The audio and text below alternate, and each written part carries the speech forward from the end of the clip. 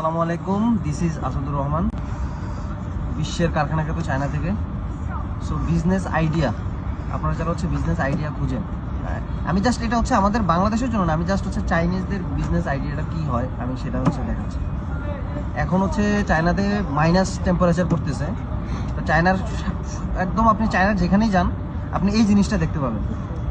এটা কাভার, এটা আমার ইলেকট্রিক স্কুটার। সো এটা আমি কিনলাম, কি জন্য কিনছি, যেই ঠান্ডা, এই ঠান্ডার জন্য চাইনিজরা কি বানাইছে আপনি দেখেন।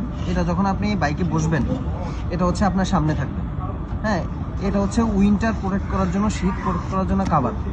সো এই কাভারটা দিয়েও ওরা crore crore billion billion dollar income করে। ঠিক আছে, যে আমাদের দেশে তো অত শীত পড়ে না, শীত প্রধান দেশে এগুলো ইম্পোর্ট হয়, হ্যাঁ, এক্সপোর্ট হয়।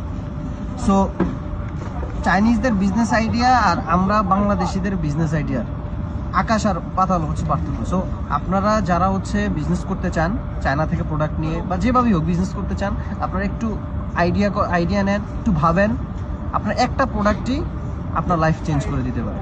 সো চায়না থেকে যে কোনো ধরনের প্রোডাক্ট এবং বিজনেস রিলেটেড হেল্প দরকার হলে আমাকে ইনবক্স করবেন বা আমার হোয়াটসঅ্যাপে যোগাযোগ করবেন।